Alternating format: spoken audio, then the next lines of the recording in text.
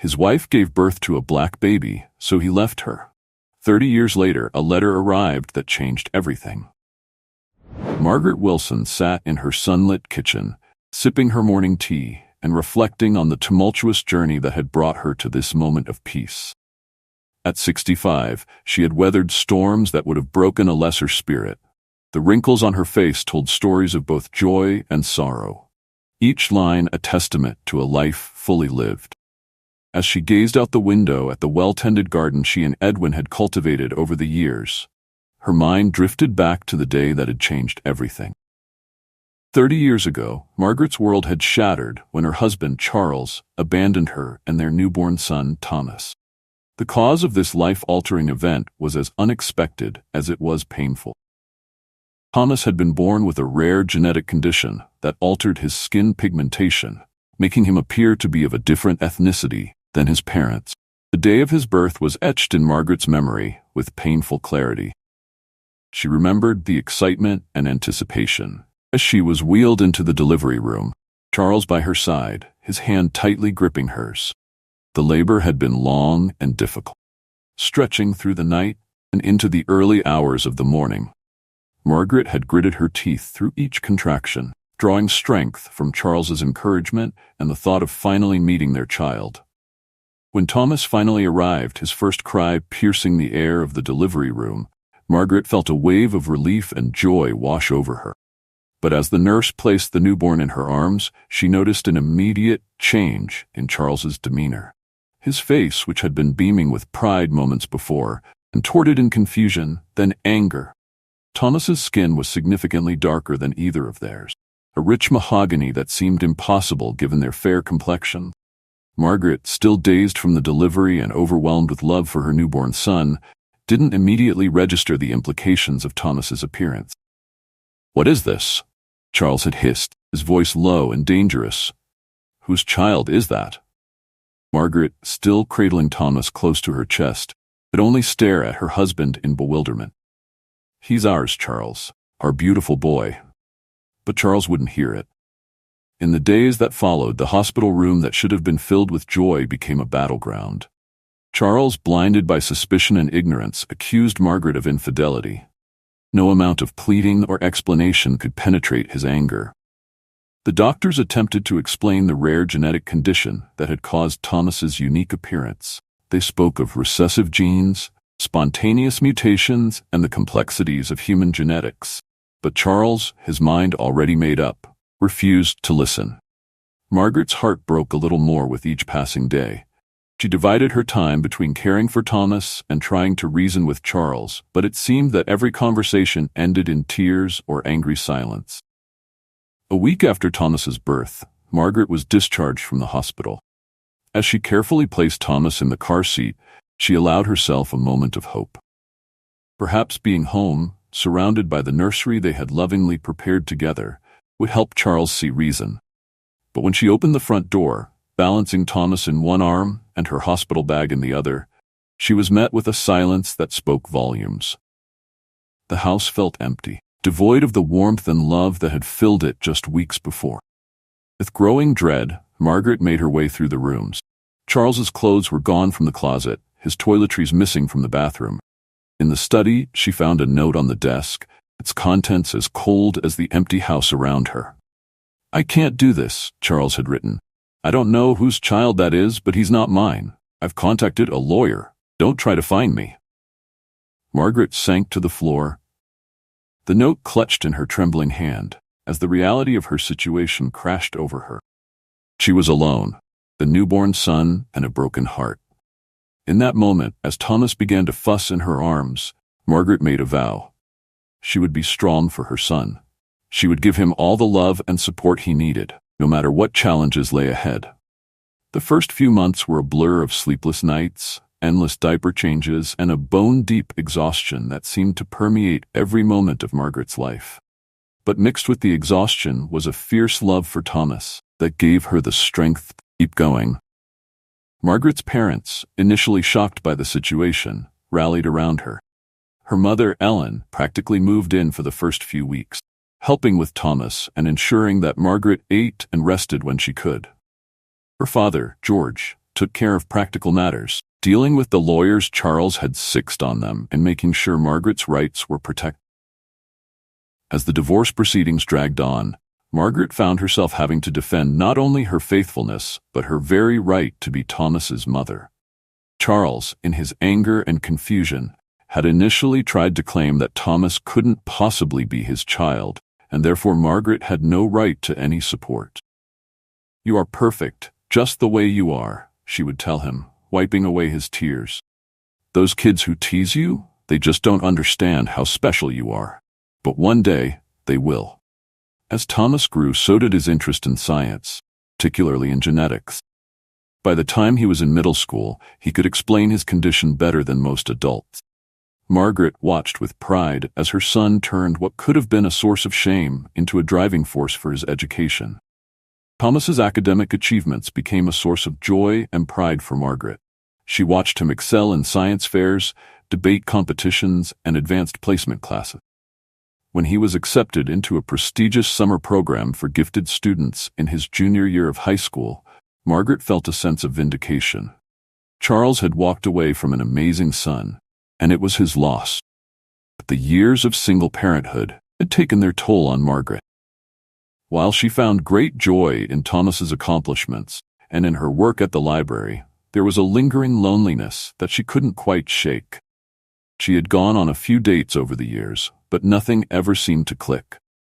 The betrayal she had experienced with Charles had left deep scars, making it difficult for her to trust or open up to potential partners. It wasn't until Thomas left for college that Margaret began to feel the full weight of her solitude. The house, once filled with the energy and chaos of a growing boy, now felt too big, too quiet. She threw herself into her work at the library, taking on extra hours and responsibilities to fill the void. It was during this time that Margaret decided to start a book club at the library. She had always found solace in literature, and the idea of sharing that love with others appealed to her. Little did she know that this decision would lead to a profound change in her life. The book club meetings quickly became the highlight of Margaret's week. She loved the lively discussions, the different perspectives shared by the members, and the sense of community that developed. It was at one of these meetings that she first met Edwin. Edwin Harris was a recent addition to the book club, a retired high school principal who had moved to town to be closer to his daughter and grandchildren. From the moment he joined the group, Margaret was struck by his thoughtful comments and his kind, gentle demeanor. At first, Margaret kept her distance. Years of independence had made her wary of letting anyone too close. But Edwin's warmth and genuine interest in her opinions slowly began to break down her defenses. Their friendship developed gradually, built on a foundation of shared interests and mutual respect. They would often linger after book club meetings, discussing the week's selection or recommending other books to each other. Margaret found herself looking forward to these conversations more and more. As the months passed, Edwin became a regular fixture in Margaret's life. He volunteered at the library, helping with children's reading programs and assisting Margaret with various projects. They began to meet outside of the book club and library, sharing coffee and walks in the park. Margaret was surprised to find herself opening up to Edwin in a way she hadn't with anyone in years. She told him about Thomas, about the challenges of raising him alone, and even about Charles's abandonment. Edwin listened without judgment, offering support and understanding. In turn, Edwin shared his own story. He spoke of his late wife, Sarah, who had passed away from cancer 5 years earlier. He talked about the joy of raising their daughter and the pain of watching Sarah's health decline. Margaret found herself admiring Edwin's strength and the love he still clearly felt for his late wife. As their friendship deepened, Margaret felt a spark of something she had long thought dormant. There was an ease to her relationship with Edwin, a sense of comfort and rightness that both exhilarated and terrified her. Thomas, home from college for summer break, noticed the change in his mother. He saw the way her eyes lit up when she talked about Edwin, the spring in her step when she was getting ready to meet him. "Mom," he said one evening as they sat on the porch, watching the sunset, "I think Edwin's good for you. You seem happier." Margaret was touched by her son's perception and support. "He is a good man," she admitted, "but I'm not sure I'm ready for whatever this is." Thomas reached out and squeezed her hand. "Mom, you've spent my whole life taking care of me. Maybe it's time you let someone take care of you too." His words stayed with Margaret, echoing in her mind as she continued to spend time with Edwin. She found herself wondering if perhaps it wasn't too late for her to find love again. It was on a crisp autumn evening, as they walked through the park after a book club meeting, that Edwin finally broached the subject that had been hanging between them. "Margaret," he said, his voice gentle but firm, "I hope you know how much I care for you. These past months have been some of the happiest I've had in years." Margaret felt her heart racing, a mix of excitement and fear coursing through her. "I care for you too, Edwin," she replied softly. Edwin stopped walking and turned to face her, taking both her hands in his. "I'd like to see where this could go, if you're willing. I know you've been hurt in the past, and I would never pressure you. But I want you to know that I'm here, and I'm not going anywhere." Tears welled up in Margaret's eyes as she looked into Edwin's earnest face. In that moment, she made a decision to be brave, take a chance on love once again. "I'd like that," she whispered, squeezing his hands. Their first kiss, shared under the glow of a street lamp as autumn leaves swirled around them, felt like a new beginning for Margaret. It was sweet and tender, full of promise and hope. As their relationship blossomed, Margaret marveled at how different it was from her marriage to Charles. Edwin was patient and understanding, never pushing her beyond what she was comfortable with. He respected her independence while also offering support and companionship. When Thomas came home for Christmas that year, Margaret was nervous about how he would react to the change in her relationship with Edwin, but her fears proved unfounded. Thomas embraced Edwin warmly, clearly happy to see the joy he brought to his mother's life. Over the next few years, Margaret and Edwin's relationship deepened and grew. They traveled together, explored new hobbies, and built a life that was rich with love and mutual respect. Edwin became a fixture at family gatherings, forming a close bond with Thomas and later with Thomas's wife and children. It was on their 5th anniversary that Edwin proposed. They were in the library after hours, surrounded by the books that had brought them together. Edwin had arranged a small table with tea and Margaret's favorite pastries, reminiscent of their early days in the book club. "Margaret," he said, taking her hands in his, "these past 5 years have been the happiest of my life. You've brought light and laughter back into my world. I can't imagine spending the rest of my days without you by my side. Will you marry me?" Through tears of joy, Margaret said yes. Their wedding, held in the garden of the home they now shared, was a small but joyous affair. Thomas walked his mother down the aisle, beaming with happiness for her. As Margaret settled into married life with Edwin, she felt a sense of peace and contentment she had never known before. She had a loving husband, a successful son, and a fulfilling career.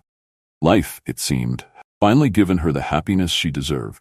But fate had one more twist in store for Margaret and her family. It was on a quiet Sunday afternoon, nearly 20 years after Charles had left, that a letter arrived that would once again upend their lives. The envelope was postmarked from a rehabilitation center in a nearby state, and the return address made Margaret's blood run cold. It was from Charles. With trembling hands, Margaret opened the letter, Edwin by her side, offering silent support. Charles, now battling a terminal illness, sought forgiveness and a chance to explain. He wrote of his regret, of the years he had spent running from his mistakes, and of his desire to make amends before it was too late. Margaret was conflicted. The pain of the past, while dulled by time and happiness, had never fully healed. But wisdom gained through years whispered of the power of forgiveness, of the freedom that comes with letting go of old hurts. She shared the letter with Edwin and Thomas, seeking their advice and support. Edwin, ever the voice of reason, suggested that meeting Charles might provide closure for all of them. Thomas was more hesitant. The abandonment he had experienced as a child still raw despite the years that had passed. After much soul-searching and discussion, Margaret decided to respond to Charles's letter. She agreed to a meeting, on her terms. It would be at a neutral location, with Edwin and Thomas present if they chose to come. The day of the meeting arrived, filled with tension and unspoken emotions. Margaret, Edwin, and Thomas arrived at the small cafe they had chosen, each lost in their own thoughts. When Charles walked in, Margaret barely recognized him. Gone was the handsome, confident man she had married. In his place was a frail figure, his body ravaged by illness and regret. Charles's eyes, once cold with anger, now brimmed with unshed tears as he approached their table. "Margaret," he said, his voice barely above a whisper, "thank you for coming. I don't deserve your kindness." Margaret gestured for him to sit, face a mask of composure. "You asked to talk, Charles, so talk." Charles took a deep breath and began his story. He spoke of the shock and confusion he had felt when Thomas was born, of the irrational anger that had consumed him. He admitted to his cowardice in running away rather than facing the situation. "I was a fool," he said, his voice breaking. "I let my pride and my ignorance destroy the best things in my life. It took me years to realize what I had thrown away." He went on to explain that he had discovered the truth about Thomas's condition years ago, after a chance encounter with a geneticist at a conference. The guilt and shame of his actions had overwhelmed him, driving him into a spiral of self-destructive behavior. "I wanted to reach out so many times," Charles continued, his voice thick with emotion, "but I convinced myself that you were better off without me. It wasn't until I received my diagnosis that I found the courage to contact you. I know it's too late to make things right, but I hoped I could at least ask for your forgiveness before I die." Margaret listened, her heart heavy with a mix of emotion. Pain of Charles's betrayal was still there, but it was tempered now by understanding and the perspective that time brings. She found that forgiveness, while difficult, lifted a weight she hadn't realized she'd been carrying. Thomas, who had remained silent throughout Charles's explanation, finally spoke. "Why should we believe you now?" he asked, his voice tight with suppressed emotion. "You had years to come back, to be a father. Why wait until you're dying?" Charles turned to his son, his eyes filled with remorse. "You're right to doubt me, Thomas. I have no excuse for my actions. I can only say that I was a coward, afraid to face the consequences of my mistakes. Seeing you now, the brilliant man you've become, I realize how much I've missed, how much I threw away. I don't expect you to forgive me or to think of me as your father. I needed you both to know how sorry I am." The meeting lasted for hours, with Charles answering their questions and sharing the details of his life since he had left. Margaret learned that he had remarried and divorced, his guilt and unresolved issues poisoning his new relationship. He had thrown himself into his work, achieving professional success but finding little personal happiness. As Charles spoke, Margaret found herself reflecting on her own journey. The pain and struggle she had experienced forged her into a stronger person, had given her the gift of Thomas and led her to Edwin. In a strange way, she realized Charles's abandonment had set her on the path to the life she now cherished. At the end of the meeting, Margaret surprised herself by reaching out and squeezing Charles's hand. "I forgive you," she said softly. "Not for you, but for me. I'm letting go of the anger and hurt I've carried all these years." Charles broke down at her words, years of pent-up emotion pouring out. Thomas, driven by a mix of scientific curiosity and a desire for closure, agreed to meet with Charles again to discuss his condition and the genetic research he was doing. In the weeks that followed, Margaret, Edwin, and Thomas grappled with the emotions stirred up by Charles's reappearance in their lives. They had long conversations, sometimes heated, sometimes tearful, as they processed their feelings and decided how to move forward. Margaret found solace in Edwin's unwavering support. He listened patiently as she worked through her conflicted feelings about Charles, offering comfort and wisdom when needed. His presence reminded her of how far she had come, of the strong, loving family she had built despite the challenges she had faced. Thomas, for his part, approached the situation with the analytical mind of a scientist.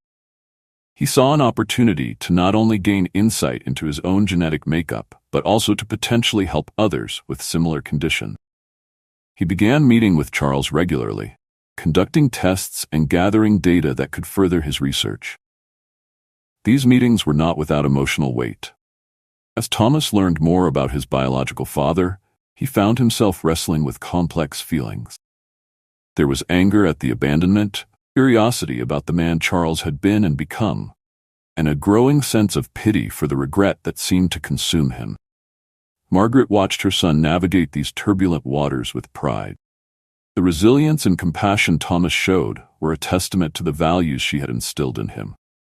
Even in the face of the man who had caused them both so much pain, Thomas remained committed to his principles and his work.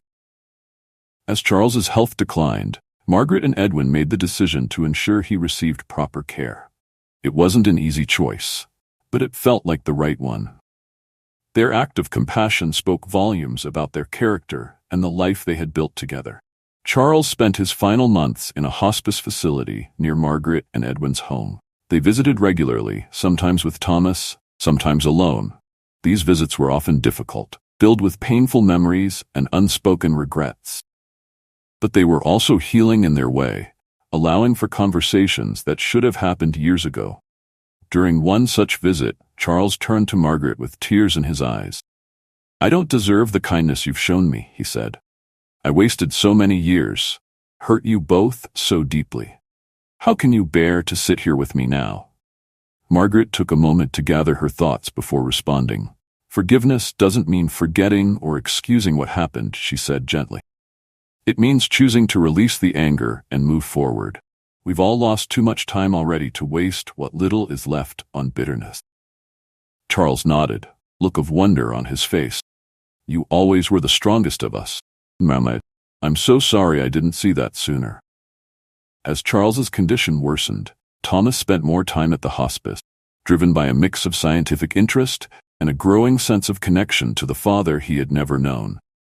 He shared updates on his research, explaining in patient detail the intricacies of the genetic condition that had shaped both their lives so profoundly. In his lucid moments, Charles listened with rapt attention, marveling at his son's intelligence and passion. "You've done so well," told Thomas one afternoon. "I wish I could take credit for any part of the man you've become, but that's all your mother's doing. She gave you everything I couldn't." Thomas, touched by the sincerity in Charles's voice, found himself softening towards the dying man. While he couldn't erase the years of absence, he began to see Charles as a flawed, complex human rather than the faceless villain of his childhood. The day Charles passed away was surprisingly peaceful. Margaret, Edwin, and Thomas were all present, having been called to the hospice by the nurses. As Charles took his final breaths, he looked at each of them in turn, his eyes full of gratitude and regret. "Thank you," he whispered, his voice barely audible, "for the gift of forgiveness, for allowing me to know my son, for showing me the true meaning of family."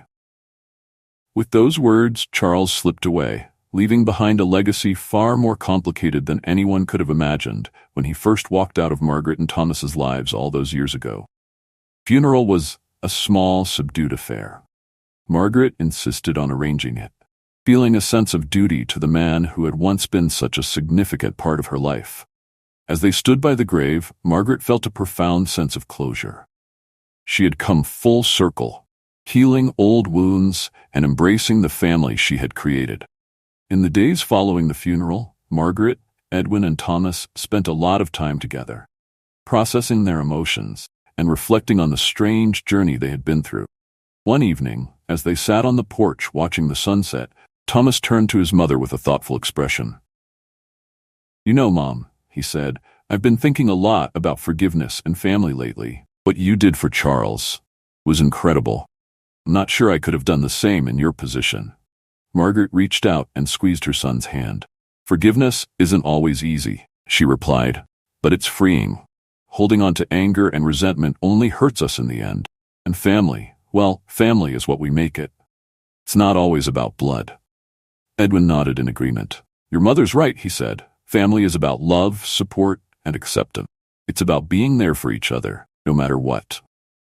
As they sat there, surrounded by the warm glow of the setting sun, Margaret felt a profound sense of peace wash over her. She looked at Edwin, the man who had brought love and joy back into her life, and at Thomas, the son who had been her reason for persevering through the darkest time. This was her family, forged through adversity, bound by love. In the years that followed, life continued to bring new joys and challenges. Thomas married a fellow researcher, and Margaret delighted in her role as a grandmother to their twins. She watched with pride as Thomas's work in genetics gained recognition, knowing that the very thing that had once torn their family apart was now helping countless others. Edwin's steady presence remained a source of comfort and happiness, their love deepening with each passing year. He traveled, volunteered at the library, and spent countless hours in their garden, building a life rich with shared experiences and mutual understanding. Now, sitting in her kitchen and reflecting on the twists and turns of her life, Margaret smiled. She heard Edwin's footsteps approaching and felt a warmth spread through her chest. Life had taught her that love, in its many forms, could overcome prejudice, heal wounds, and open doors to unexpected joys. As Edwin entered the kitchen, his eyes crinkling with the smile that still made her heart skip a beat, Margaret knew that every challenge had led her to this moment of contentment. She was surrounded by the family she cherished, her life rich with love, forgiveness, and the wisdom that comes from embracing life's unexpected journeys. Edwin leaned down to kiss her cheek. "Penny for your thoughts, my dear." Margaret reached up to caress his face, marveling at the life they had built together. "Just thinking about how grateful I am for everything, the good and the bad. It all led us here." As they sat together, sipping tea and planning their day, Margaret felt a profound sense of peace. She had faced abandonment, raised a child alone, found love again, and learned the power of forgiveness. Through it all, she had discovered a strength within herself that she never knew existed. The sound of a car pulling into the driveway broke through her reverie. Thomas and his family had arrived for their weekly Sunday lunch. As Margaret rose to greet them, she felt a surge of love and gratitude.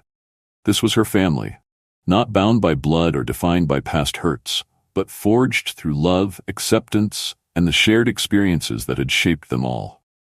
As she hugged her son and grandchildren, Margaret caught Edwin's eye over their heads.